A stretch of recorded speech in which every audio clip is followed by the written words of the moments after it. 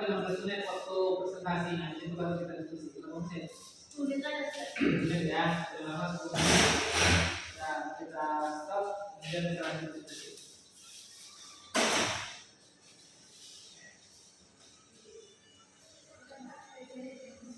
Sampai presentasi. Lanjut, Pak Egon atau apa? Biasa sini di sini. Dan saya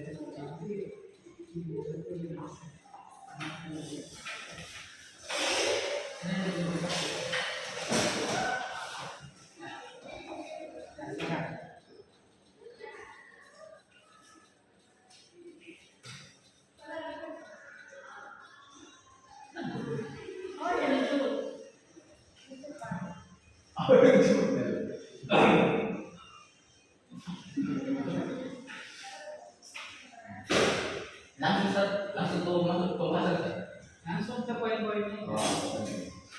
Poinnya kalau perlu diperkenalkan videonya silakan dikenalkan poin-poin. Baik, kami dari kelompok kedua ingin mempresentasikan makalah kami itu yang berjudul pengaruh budaya Arab terhadap budaya Indonesia. Nah, di sini kami hanya memaparkan poin-poin penting saja. Nah, masuk kita ke poin pertama.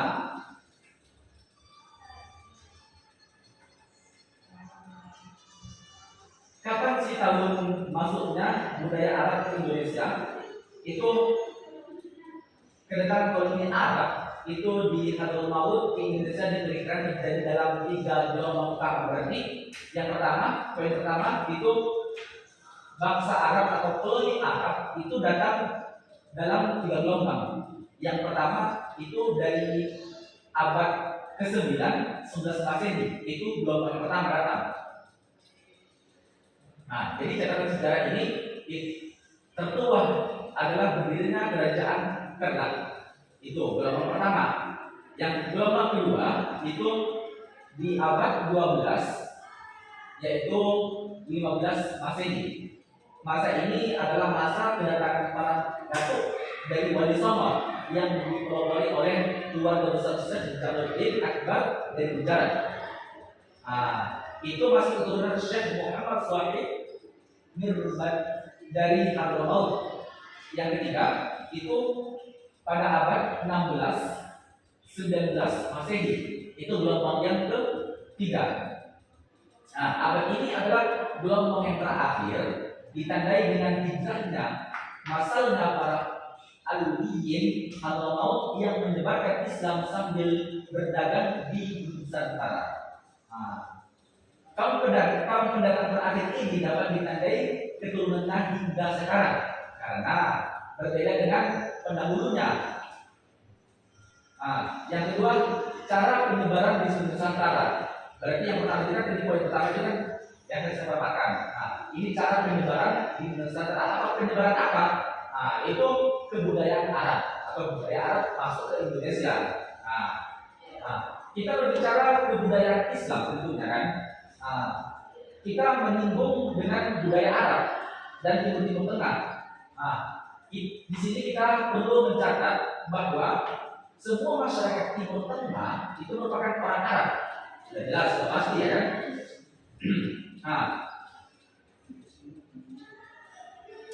Adalah sebagian ya kan? Adalah sebagian ya.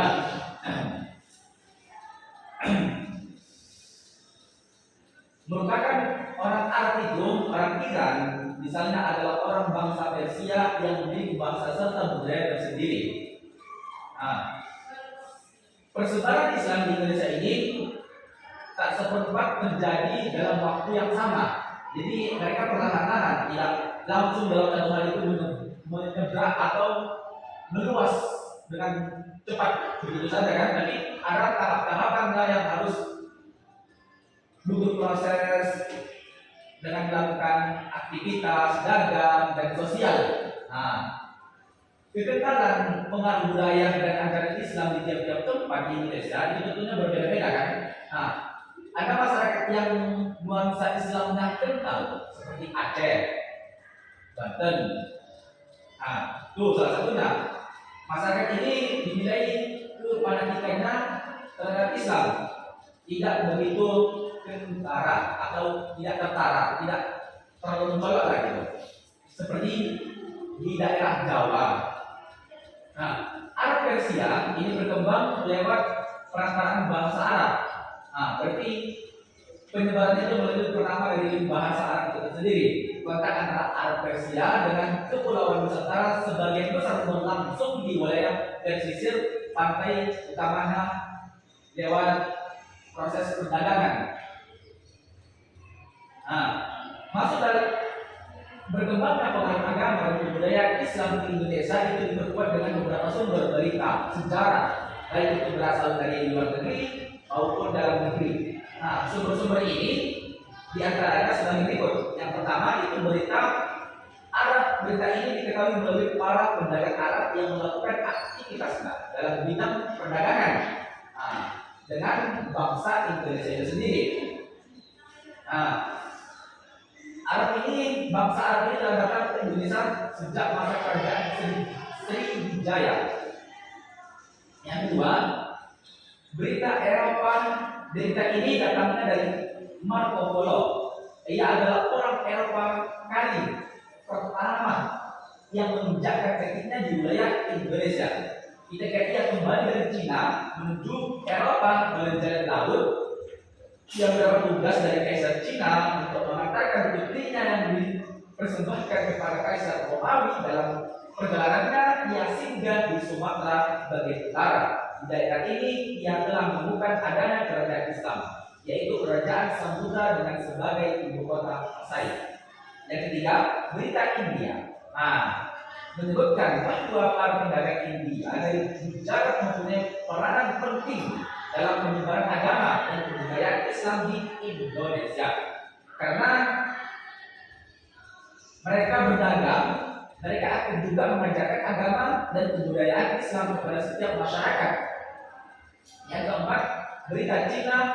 Berita ini berhasil diketahui melalui catatan dari Mahguan, seorang penulis yang mengikuti perjalanan Laksana Cheng-ho. Lama menyatakan melalui tulisannya bahwa sejak kira-kira tahun 1400 telah ada saudagar-saudagar Islam yang bertempat tinggal di pantai utara Pulau Jawa. Bentuk ragam budaya yang disebarkan oleh bangsa Arab, fisik maupun non fisik. Yang pertama, ragam budaya fisik. Apa saja itu sih? Semakin signifikannya pengaruh Arab Persia di Nusantara, itu berdirinya sejumlah kerajaan, yaitu Jain Gelman Talilor. Ini mencatat di Ternate, di Maluku. Dan di Demak menguasai mendirikan kota Muslim tahun 1470. Sementara kota-kota pelabuhan. Itu tadi ada beberapa, tak perlu saya sebutkan lagi. Masuk kita ke ragam budaya fisik. Apa sih budaya ragam fisik itu? Bagi kebanyakan orang Indonesia, itu Arab selalu dihubungkan dengan kekayaan, kekerasan, kasar, pemarah, dan budaya yang ada. Yang pertama itu bahasa Arab merupakan salah satu bahasa mayor di dunia yang dituturkan oleh lebih dari 200 juta jiwa dan digunakan secara resmi di lebih dari 22 negara secara umum. Jadi bahasa Arab itu memiliki dua versi. Yang pertama bahasa Fusha, bahasa Arab yang standar atau baku, dan yang kedua bahasa Ammiya atau bahasa Arab asal, atau bisa kita kenali dengan bahasa gaul. Seperti misalkan pasti ada bahasa baku, bahasa Indonesia buku dan bahasa gaulnya. Seperti itulah bahasa. Yang ketiga, yang kedua, komunikasi bisa berbentuk verbal maupun non verbal. Ketiga, warga